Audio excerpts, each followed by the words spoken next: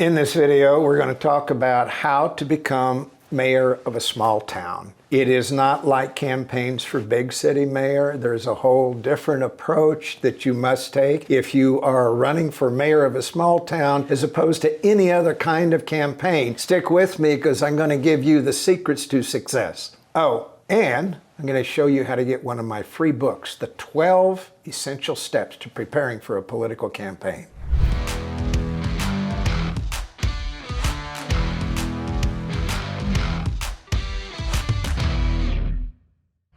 What we're going to talk about is the importance of integrity in a small town, the unique nature of a mayor's job, understanding the people who live in your community and the history of your community, the keys to your success when it comes to your message, the advertising you do, and the fundraising that you need to do during your campaign. We're going to talk about all of this, starting with number one, integrity. I'm going to share a story with you. A few years ago, I was invited to a wedding in a small town in the Midwest. And a bunch of us got together for an early breakfast on a Sunday morning, and we were taken care of by a sassy young single mother who had a wicked sense of humor. So we were bantering around at breakfast with her, and I asked her, "Do you like living in a small town?" She said, "No." I said, "Why?" She says, "Last week I went to the dollar store, and within 20 minutes, everybody in town knew everything I'd bought." Welcome to small towns. There are no secrets in small towns. Or if there is a secret, it's not a secret very long. Everybody knows everybody's business, which is why I say integrity is important. Now, the story illustrates why you always need to be in integrity mode if you live in a small town, because every time you're talking to someone, they're making judgments about your character. Do you keep your word? Do you keep your commitments? Do you tell the truth? Are you civil? Are you easy to get along with? Are you a good listener? All of those determine whether you win or lose a campaign in a small town, because there are not many crooks who get jobs like that. The second thing we're going to talk about is the unique nature of the job.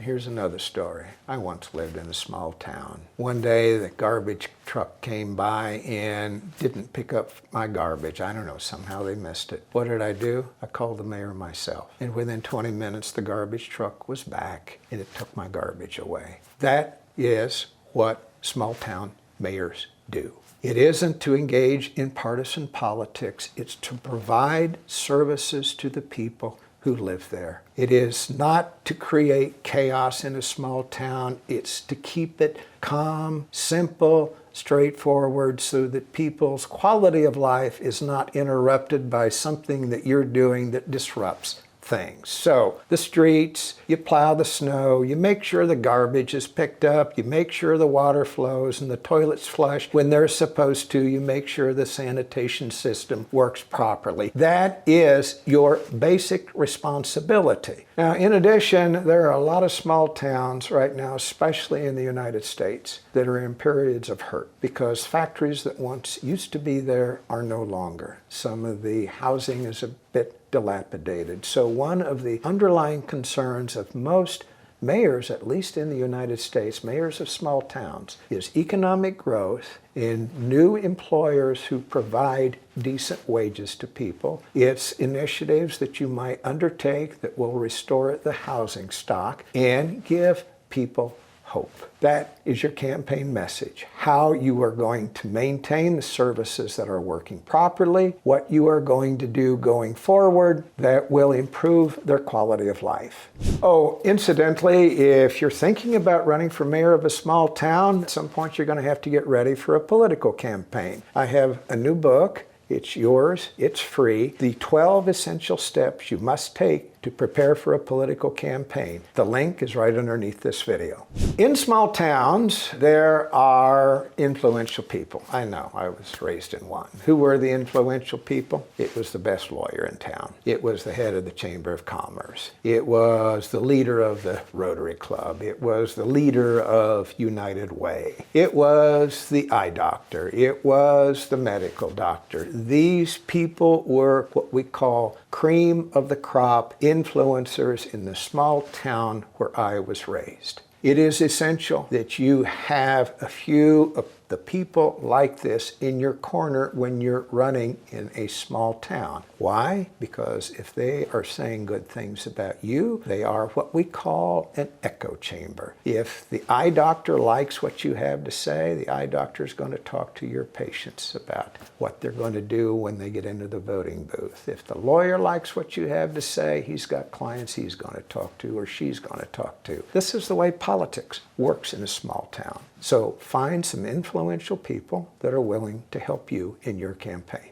I told you it'd be worth the wait. This is the next point, and it's critically important. If you want to be mayor of a small town, you need to go talk to people. Not just the diner, not just the coffee shop, not just the donut shop. You need to go door to door. And there's a right way and there's a wrong way to do it. Go to the doors and knock on the doors and talk to the people who are eligible to vote in the mayor's race. Engage them in a conversation. What you don't do is knock on your door and start going into some sort of spiel how you're going to be the greatest mayor ever. You go to the door, you say, hey, Mabel, I'm running for mayor. I got some things I'd like to accomplish, but before I even talk about that, Mabel, why don't you tell me what's on your mind? What problem are you having that you think the city might help you with? What good thing would you like to see happen that would make this community a better place to live? Your mission when you're going door to door is to get the person to talk to you. Now, humans are humans, and the sweetest music most humans know is the sound of their own voice. If you can get them to talk to you, not only will you have a better idea of what issues move them, they're going to like you more than they would if you're doing all the talking. Now, engage with voters as you're going door to door. Now, here's another key thing to remember. When you get back to your house after doing door-to-door work all day, sit down and write a little thank you note to everybody you met that day. 2 or 3 sentences about how much you enjoyed the conversation. If you can remember something unique about those conversations, mention it in your note. Share with them your cell phone number. Let them know they're free to call that if they have any questions or any problems that need to be fixed. Send those letters the next day to everybody you met the day before. You know what? That is the best form of political advertising you can do. Don't forget to get that book, The 12 Essential Steps to Get Ready for a Political Campaign. It's yours, it's free, and it's worth the time to get it.